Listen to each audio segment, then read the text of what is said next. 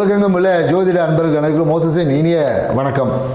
So இன்றைக்கி இந்த மாதம் பார்த்திங்கன்னா பங்குனி மாத பலன்கள் தான் பார்க்க போகிறோம். ஏன்னா அந்த பங்குனி மாதம் அப்படின்னாவே பார்த்திங்கன்னா அந்த வசந்த காலத்தின் தொடக்கம்.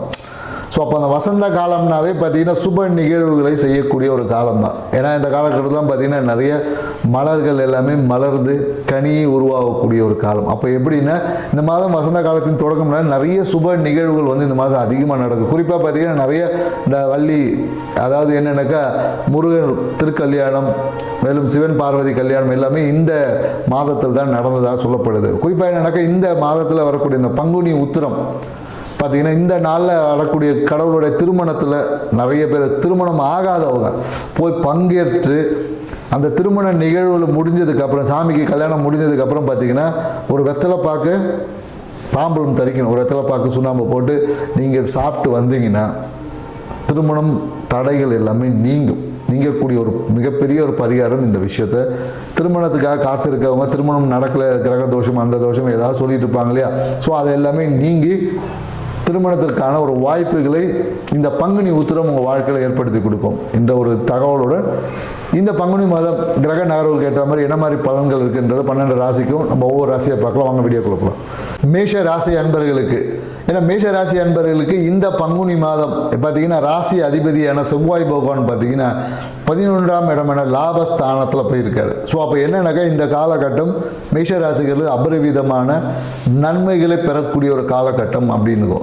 ஸோ நன்மை இருக்கும் போதே ஒரு சில பிரச்சனைகளும் கூட வரும். அது என்னன்றதை கடைசியில் பார்ப்போம். ஸோ இந்த காலகட்டம் பார்த்தீங்கன்னா நீங்கள் எடுத்த எல்லா முயற்சிகளும் வெற்றி அடையும் அப்படின்னு சொல்ல முடியாது. இந்த காலகட்டத்தில் நீங்கள் ஏதாவது ப்ரொமோஷனுக்காக ஒரு முயற்சி எடுக்கிறீங்க, அது கண்டிப்பாக இந்த காலகட்டத்தில் நடக்கும். அதே போல் தொழில்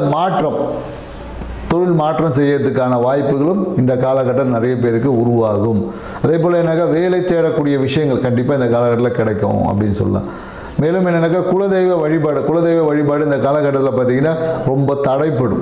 குலதெய்வத்துக்கு போகலான்னு நினச்சாவே ஏதோ ஒரு விஷயங்கள் பிரச்சனைகள் தடைக்கு அப்புறமா, அதனால் என்னென்னாக்கா குலதெய்வ வழிபாடு செய்யணுன்றவங்க வந்து இந்த காலகட்டத்தில் விநாயகருக்கு ஒரு தேங்காய் உடைச்சிட்டு போனீங்கன்னா தான் குலதெய்வ வழிபாடு சிறப்பாக. அப்படியே நீங்கள் போயிட்டு வந்தீங்கனாலும் அங்கே கூட்ட நெரிசலில் சரியாக சாமி கும்பிட முடியல அப்படின்ற ஒரு விஷயம் இருக்கும்.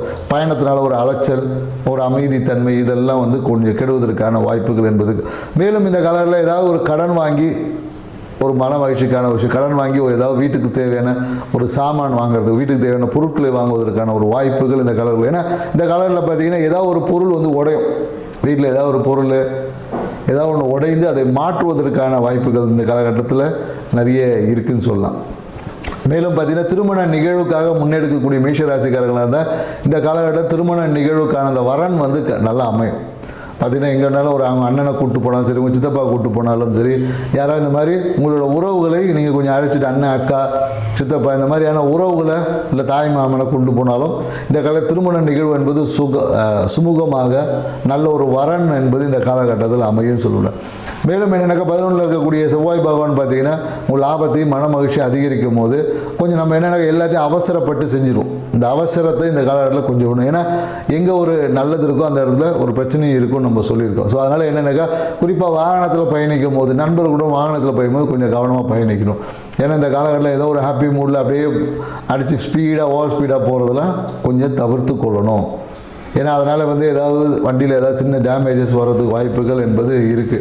ஸோ அதனால் குறிப்பாக இந்த காலகட்டத்தில் பார்த்திங்கன்னா இந்த டயர் பஞ்சர் ஆகுது, ஓவர் ஸ்பீடில் போய் டயர் வெடிக்கிறது, ஏன்னா வெயில் காலன்றதுனால இந்த மாதிரி டயர் பஸ்ட் ஆகுறது, இந்த மாதிரியான ஏதாவது ஒரு விஷயங்கள் கண்டிப்பாக நடக்கிறதுக்கு வாய்ப்பு இருக்குது. அதனால் மிதமான வேகத்தில் பயணிக்கணும் அப்படின்னு சொல்ல முடியும். ஸோ அதனால் மேலும் இந்த காலத்தில் பார்த்திங்கன்னா அண்ணன் மூலியமாக எடுத்த முயற்சிகள் எல்லாமே வெற்றியடையும். அண்ணன் மூலமாக பொருளாதாரம் சார்ந்த விஷயத்தை எடுத்த முயற்சிகள் எல்லாமே இந்த காலகட்டத்தில் வெற்றி அடையும் சொல்லுவோம். மேலும் குரு பகவானுடைய பார்வை பார்த்திங்கன்னா உங்களோட பாக்கிய சார்ந்தது இந்த கால இஷ்ட தெய்வ வழிபாடு உங்களுக்கு சிறப்பான பலனை கொடுக்கும் சொல்லலாம். குரு பார்த்தா கோடி நன்மை இல்லையா.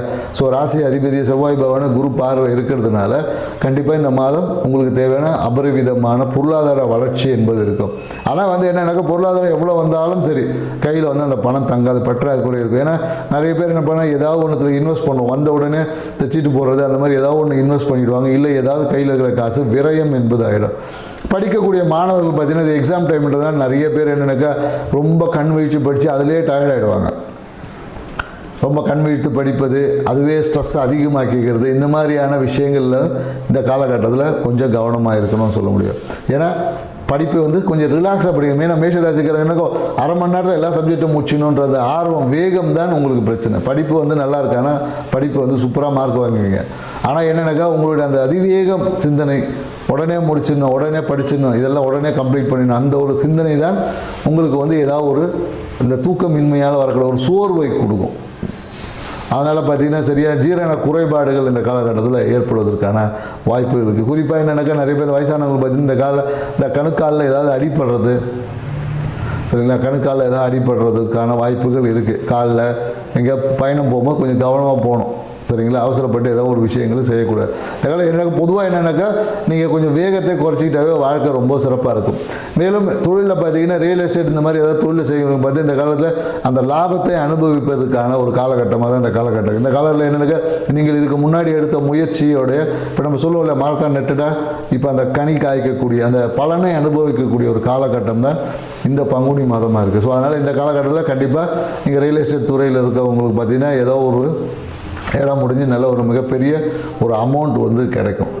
மேலும் என்னக்கா அதன் மூலயமா என்னக்கா நிறைய பேர் இந்த வீட்டை மாற்றணும், வீட்டை இடித்து கட்டணும்லாம் நினைப்பாங்க. அந்த விஷயத்தை எல்லாம் இந்த காலகட்டத்தில் பண்ண போகிறாங்க அப்படி சொல்ல. நிறைய பேர் என்னக்கா வீட்டை இடித்து அதை பார்த்தீங்கன்னா அந்த பெட்ரூமை வந்து கொஞ்சம் எக்ஸ்டெண்ட் பண்ணணும், இல்லை ஒரு பாத்ரூம் கட்டணும், இந்த மாதிரியெல்லாம் நிறைய வச்சுருப்பாங்க. ஸோ இந்த விஷயத்தை எல்லாமே மேஷ ராசிக்காரர்கள் இந்த காலகட்டத்தை பண்ணுவதற்கான சாத்தியக்கூறுகளை இந்த கிரக அமைப்புகள் ஏற்படுத்தி கொடுக்குது அப்படின்னு சொல்லலாம்.